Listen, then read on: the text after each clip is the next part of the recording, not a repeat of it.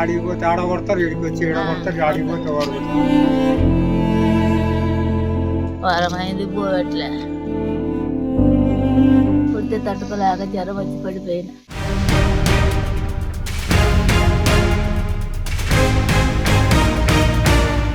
కన్నతల్లిని నడి రోడ్డుపై కొడుకులు వదిలేసిన సంఘటన ఆలస్యంగా వెలుగులోకొచ్చింది. నవమాసాలు మోసి జన్మనిచ్చిన తల్లిని వృద్ధాప్యంలో అండగా ఉండాల్సిన కొడుకులు మొహం చాటేశారు.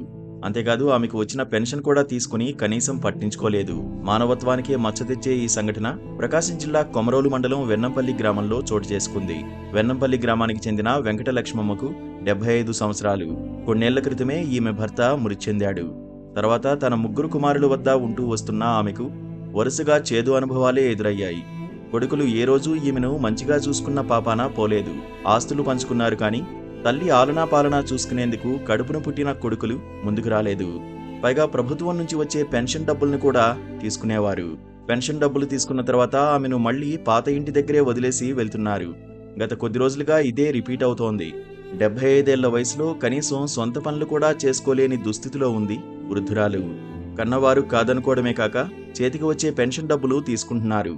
అన్నం పెట్టమని అడిగితే దాడికి దిగుతున్నారని బాధితురాలు వాపోతోంది. కొడుకులు రోడ్డుపై వృద్ధురాలిని వదిలేయడంతో బిక్కుబిక్కుమని ఉంటోంది. ఆమెకు స్థానికులు ఆహారాన్ని అందిస్తున్నారు. ఆకలి తీరుస్తున్నా కొన్ని పనులు చేయలేకపోతున్నామని అంటున్నారు. అధికారులు చొరవ తీసుకుని ఆమెకు సాయం చేయాలని కోరుతున్నారు. సార్ మాది వెన్నంపల్లె గ్రామము. ఈమె పేరు లక్ష్మమ్మ. ఆమెకు 3 కొడుకులు ఉన్నారు.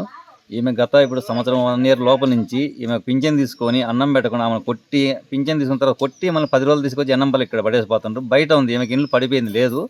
ఈమె ఏంటంటే బయట చలికి 15 రోజుల నుంచి ఇప్పుడు చలికి వణుకుతా సవ బతుకుల్లో ఉంది. చలికి ఆమె ఏడుస్తూ ఉంటే ఊర్లో అందరూ బాధపడుతూ తీసుకొచ్చి పెడుతున్నారు. కానీ అన్ని పనులు చేయడానికి సహకరించట్లేదు. ఇది పనుల కాలం కాబట్టి అందరు ఇబ్బంది పడుతున్నారు. వాళ్ళ పిల్లలు వచ్చి వాళ్ళని తీసుకెళ్లడమా లేదా అధికారులు వాళ్ళ పిల్లలు చెప్పి ఆమెకు సహకరించడం ఏదో ఒకటి చేయాలని మరీ కోరుతున్నాను.